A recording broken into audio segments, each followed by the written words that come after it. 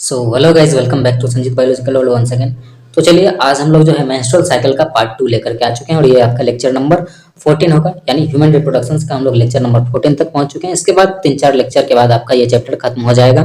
ठीक, अब देखिए लेक्चर का ड्यूरेशन शॉर्ट करने के कारण ये जो है आपका लेक्चर का नंबर बढ़ रहा है, लेकिन अगर ड्यूरेशन हम बढ़ाते हैं तो फिर क्या होगा कि लेक्चर ये मैक्सिमम स्ट्रेंथ जो होगा लेक्चर का वो 5 से 6 लेक्चर होगा।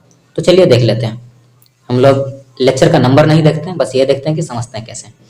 तो चलिए अब ये देख लीजिए, हम लोग इससे पहले जो पढ़े थे, अब यहाँ पर क्या क्या चेंजेस होते हैं ये देखने के लिए देख रहे हैं हम लोग। अब ओवेरियन साइकिल्स में क्या क्या होता है, प्राइम। अब यहाँ पर देखिए ग्रोइंग फेज जो होता है फॉलिकल्स का, तो इसको हम लोग क्या कहते हैं, ग्रोइंग फेज कहते हैं। ठीक ठीक, तो यानी फॉलिकुलर फेज में क्या होता है, ये यहाँ से लेके यहाँ तक हम इसको फॉलिकुलर फेज कहते हैं। ठीक है ना। तो फॉलिकुलर फेज जो होता है कितने दिन के होते हैं, 5th टू 14th डेज का होता है। अब 14th डे को देख लीजिए, यहाँ पर ये ग्राफिन फॉलिकल जो ये फॉलिकल्स जो है मैच्योर हुआ और उससे फिर क्या हुआ कि ये ग्राफिन फॉलिकल बना और ये ग्राफिन फॉलिकल रप्चर होकर के फिर क्या हुआ, ओवुलेशंस हो गया। ठीक, अब बाद में देख लीजिए क्या बन गया, ये कॉर्पस ल्यूटियम बन गया और कॉर्पस ल्यूटियम फिर बाद में आपको कॉर्पस एल्बिकेंस बन रहा। ठीक, कॉर्पस एल्बिकेंस बन रहा, फिर ऐसे करके डिजेनरेट हो जा रहा। ठीक, आया समझ में।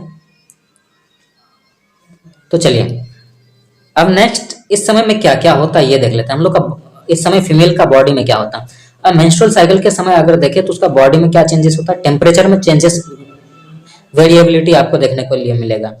अब नॉर्मल देखिए, अब इसका 1 to 14th days of cycle उसका क्या होता है कि टेम्परेचर जो है नॉर्मली होता है 36 डिग्री होता है या 35.5 होता है या 36 पॉइंट कुछ होता है। लेकिन अब देख लीजिएगा कि 14th से लेकर के कुछ दिन तक 15-17 डेज तक जो होता है इसका टेम्परेचर कुछ ज़्यादा होता है। ये अप्रोक्स 37 को मतलब 37 को अप्रोच कर रहा होता है, 37.1 भी जाता है तो उसको अप्रोच कर रहा होता, फिर बाद में क्या होता है, नॉर्मल पे आ जाता है। समझे। तो ये हुआ। और फिर देखते हैं हार्मोनल चेंजेस क्या क्या होते हैं इस समय। अब देखिए एंटीरियर पिट्यूटरी, अब देखिए जीएनआरएच निकला था कहाँ से, हाइपोथैलेमस से जीएनआरएच निकला था और किसको स्टिमुलेट किया था, एंटीरियर पिट्यूटरी को। और एंटीरियर पिट्यूटरी जो है 2 हार्मोन्स निकाला था।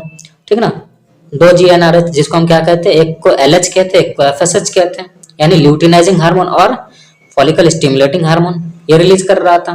तो अब देख लीजिए यहाँ पर नॉर्मली हम देखते हैं कि एंटीरियर पिट्यूटरी जो निकल रहा है एलएच, ये देखिए रेड वाले को हम एफएसएच के हैं और ये ब्लू वाले को हम क्या कहते हैं, एलएच के हैं। तो अब देखिए लीजिए ये एलएच नॉर्मली ये कम होता है, इसका लेवल कम होता है बॉडी में, लेकिन 14th डे को ये पूरा पीक पे आ जाता है, सर्ज कहते हैं।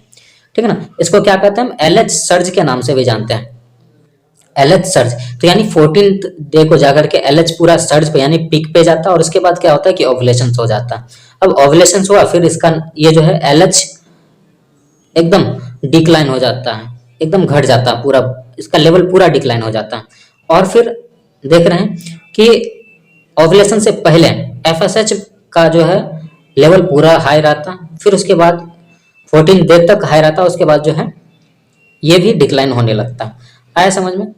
अब उसके बाद हम लोग देखने जा रहे हैं क्या,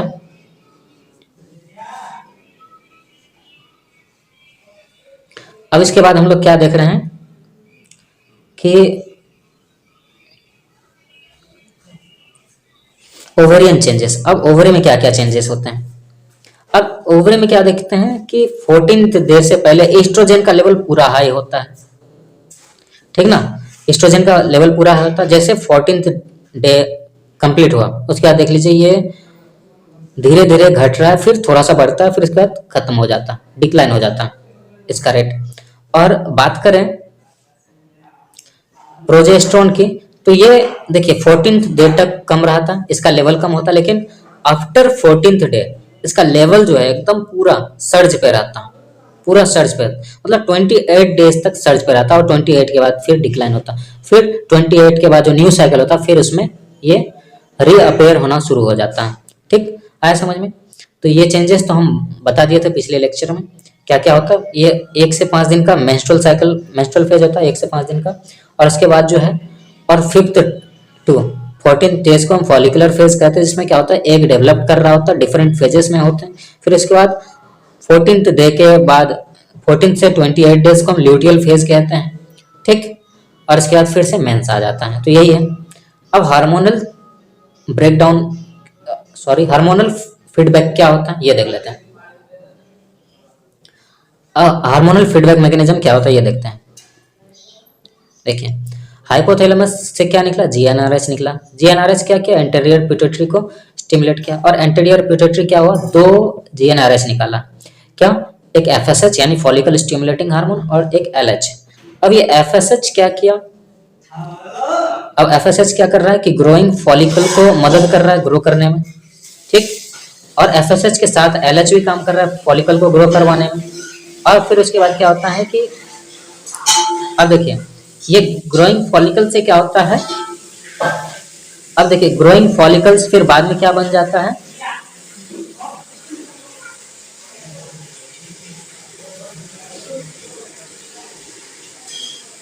अब जैसे, अब देखिए यहाँ पर एस्ट्रोजन का लेवल बढ़ने के कारण फिर क्या हुआ, अब ग्रोइंग फॉलिकल क्या स्टिमुलेट, क्या रिलीज किया, एस्ट्रोजन। और ये एस्ट्रोजन की मदद से क्या होता है कि इस फॉलिकल्स का साइज बढ़ता है।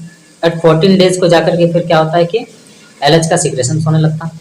मतलब 14 डे को जैसे ओव्यूलेशन हुआ, फिर एलएच का सिक्रेशन शुरू हो जाता है, एलएच का काम आ जाता है, समझे। तो अब देख लीजिए, 14th डे को क्या हुआ, ओव्यूलेशन हो गया। इस दिन साइज पूरा बढ़ गया था ग्राफियन फॉलिकल का, और ग्राफियन फॉलिकल रप्चर हुआ और क्या हो गया, ओव्यूलेशन हो गया, ठीक। अब देखिए फिर एलएच का काम आ गया। अब फिर क्या होता है, अब ये ग्राफियन फॉलिकल जो है, अब ग्राफियन फॉलिकल नहीं रहा ज्यादा दिन तक, अब ये क्या बन गया, अब ये जो है कॉर्पस ल्यूटियम बन गया, ठीक ना, समझे।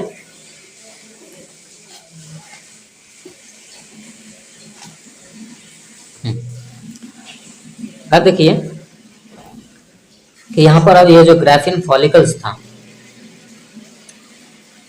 अब ग्राफियन फॉलिकल का साइज इंक्रीज हुआ और ओव्यूलेशन हो गया, मतलब रप्चर हुआ और ओव्यूलेशन हो गया। और ओव्यूलेशन के बाद जो है वो ग्राफियन फॉलिकल कॉर्पस ल्यूटियम के जैसे बिहेव करने लगा, कॉर्पस ल्यूटियम बन गया और वो क्या सीक्रेट करने लगा, प्रोजेस्टेरोन।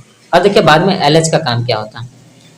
अब एलएच का फंक्शन देखें तो एलएच क्या करवा रहा है, ओव्यूलेशन मतलब फॉलिकल को डेवलप भी करवा रहा है, और उसके बाद क्या कर रहा है कि एलएच कॉर्पस ल्यूटियम पे वर्क कर रहा है और उसको क्या बोल रहा है कि प्रोजेस्टेरोन को सीक्रेट करो, ठीक। और कुछ एस्ट्रोजन, समझे, इंक्रीज आफ्टर ओव्यूलेशन, जैसे ओव्यूलेशन हुआ ये इंक्रीज हुआ। अब देखिए मैकेनिज्म क्या चल रहा है ये देखते हैं हम लोग मिल।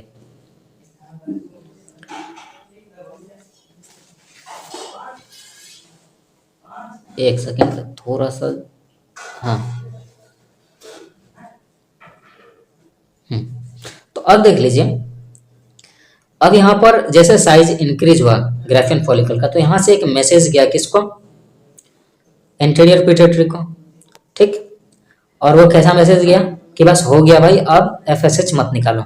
और एस्ट्रोजन का लेवल जैसे बढ़ गया, एस्ट्रोजन का लेवल बढ़ने से फिर यहाँ से भी एक नेगेटिव फीडबैक जाता है किसको, एफएसएच को कम करने के लिए, ठीक।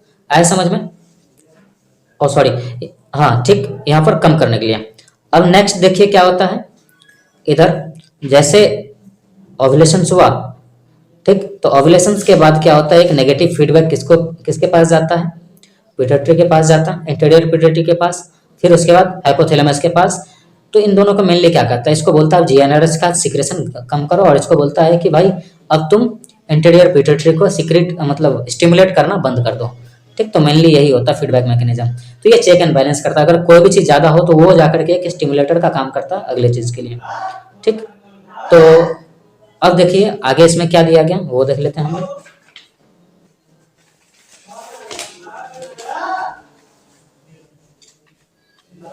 अब देखिए पीएमएस, लेकिन ये आप लोग के सिलेबस में नहीं है, फॉर योर नॉलेज बता देते हैं। प्री मेंस्ट्रुअल सिंड्रोम क्या होता है, caused by the salt and water retention caused by oestrogen. अब एस्ट्रोजन का लेवल बढ़ने के कारण क्या होता है कि बॉडी में साल्ट और वाटर रिटर्न होता है, मतलब रुक जाता है, ठीक, जिसकी वजह से प्री मेंस्ट्रुअल सिंड्रोम होता है। अकर्स 4 to 5 डेज, मतलब 4 से 5 दिन तक होता है मेंस्ट्रुअल साइकिल से पहले।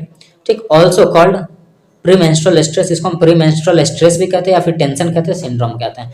ठीक, आया समझ में। अब कॉमन फीचर्स क्या होता है इसमें, अब देखिए इस समय क्या होता है कि मूड स्विंग करता है, एंग्जाइटी होता है थोड़ा सा, चिड़चिड़ापन, और इरिटेबिलिटी भी होता है, हेडेक, माथा दर्द करता है, फिर डिप्रेशन होता है, कुछ एब्डोमिनल क्रैम्प आता है। ठीक, अब मेंस्ट्रुअल सिम्टम्स क्या होते हैं, तो सिम्टम्स सबसे बहुत ज़्यादा ये देखा जाता है, तो ये इस समय क्या होता है, एब्डोमिनल पेन होता है, डिसएमेनोरिया, इस समय क्या होता है कि मेंस्ट्रुअल पेन, डिसएमेनोरिया मतलब मेंस्ट्रुअल पेन होता है। ठीक, फिर हेडेक होता है, नोजिया यानी वॉमिटिंग भी होता है, नोजिया और वॉमिटिंग होता है, और फिर इरिटेशन एंड डिप्रेशन, ये सब चीज़ होता है। अब कुछ कुछ टर्म्स है मेंस्ट्रुअल साइकिल के एबनॉर्मलिटीज से रिलेटेड, तो उस चीज़ को हम लोग देख लेते हैं। अगर आप चाहें तो नहीं भी देख सकते हैं, लेकिन ज्ञान के लिए आप देख सकते हैं। चलिए देखते हैं। अब एमिनोरिया का मतलब क्या होता है, एब्सेंस ऑफ मेंस्ट्रुअल साइकिल। अगर किसी में मेंस्ट्रुअल साइकिल नहीं हो रहा है तो उसको हम क्या कहते हैं, उसमें एमिनोरिया हो रहा है। क्या हो रहा है, एमिनोरिया। फिर हाइपो एमिनोरिया का मतलब क्या होता है, हाइपोमेनोरिया क्या मतलब क्या होता है, डिक्रीज्ड मेंस्ट्रुअल ब्लीडिंग। अब इस समय क्या होता है, अगर किसी को हाइपोएमिनोरिया हुआ तो उसमें ब्लीडिंग डिक्रीज हो जाता है। अगर किसी को मेनोरेजिया हो रहा है तो उसमें मेनोरेजिया में क्या होता है कि ब्लीडिंग बहुत ज़्यादा होता है, मेनोरेजिया में ब्लीडिंग बहुत ज़्यादा होता है। और किसी को अगर ओलिगो मेनोरिया होता है तो इसमें क्या होता है, इस कंडीशन में मेंस्ट्रुअल ब्लीडिंग का फ्रीक्वेंसी घट जाता है, मेंस्ट्रुअल ब्लीडिंग का फ्रीक्वेंसी घट जाता है। अगर पॉलीएमिनोरिया में क्या होता है कि ये मेंस्ट्रुअल ब्लीडिंग का फ्रीक्वेंसी बढ़ जाता है। और डिसएमिनोरिया में क्या होता है, मेंस्ट्रुअल पेन, इसका मतलब मेंस्ट्रुअल पेन होता है। ठीक, अब मेटोरेजिया का मतलब क्या होता है, bleeding in between menstrual यूटेरिन यूटेरिन bleeding in between मेंस्ट्रुएशंस। अब मेंस्ट्रुएशन के समय क्या होता है कि यूट्रस का ब्लीडिंग होता है, तो इसको हम क्या कहते हैं, मेट्रोरेजिया। ठीक, तो चलिए यहीं तक, मिलते हैं नेक्स्ट लेक्चर में, तब तक थैंक यू। अगर अच्छा लगे तो अपने दोस्त को भी शेयर कीजिए। चलिए मिलते हैं नेक्स्ट लेक्चर में।